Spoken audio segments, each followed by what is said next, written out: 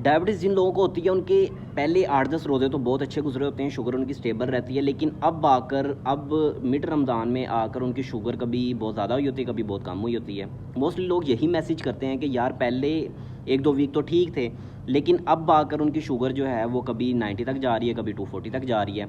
So this is not random, it's a physiology. So क्या physiological कुछ reasons होती हैं वो आज हम लोग डिस्कस करेंगे। नंबर 1 रीज़न इज़ के ग्लाइकोजन स्टोर्स जो हैं वो अडॉप्ट कर रही होती हैं।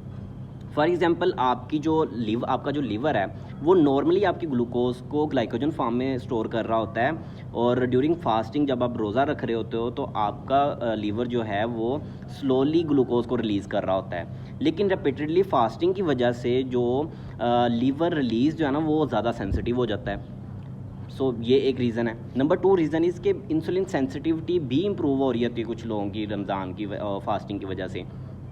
अगर वो सेम कार्बोहाइड्रेट जो रमज़ान से पहले लेते थे, अब अगर वो ले रहे हैं ड्यूरिंग मिड रमज़ान में आकर, तो वो ग्लूकोज शिफ्ट जो है ना वो उनका ज़्यादा जो है वो आ रहा होता है अब उसी सेम कार्बोहाइड्रेट कंजम्पशन में।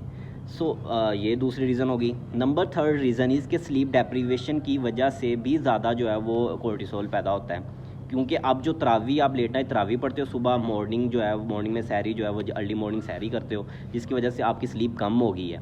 लेस स्लीप की वजह से कोर्टिसोल इंक्रीज़ होता है, कोर्टिसोल पैदा होने की वजह से जो है वो आपकी ग्लूकोज भी ज़्यादा रिलीज़ होता है। सो इस वजह से मोस्टली जो अनएक्सपेक्टेडली जो मॉर्निंग में शुगर है वो ज़्यादा ही होती है आपकी।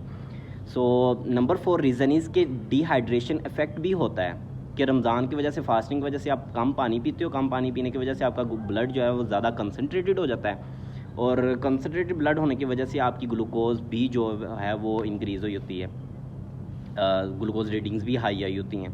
सो अब इसके प्रैक्टिकल गाइडलाइंस क्या हैं जिनको फॉलो करके आप अपनी शुगर को स्टेबल कर सकते हो।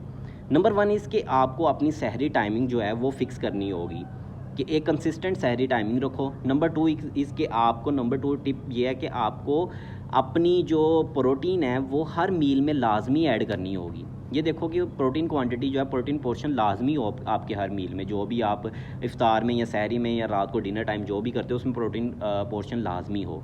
नंबर 3 कि आपको अपनी स्लीप भी लाजमी 7 से 8 घंटे पूरी करनी है। अगर आप रात को लेट नाइट तरावी और सुबह सहरी की वजह से 4-5 घंटे सो पाते हो, तो सुबह आप 2-3 घंटे सोकर जो है वो अपनी 7 से 8 घंटे 24 घंटों में लाजमी पूरी करो नींद। नंबर 4 टिप इज़ कि आपको अपनी हाइड्रेशन भी जो है, हाइड्रेशन टारगेट भी जो है वो पूरे करने हैं। 30 से 35 मिलीलीटर पर केजी बॉडी वेट के हिसाब से आपको पानी जो है वो कंज्यूम करना होता है डेली।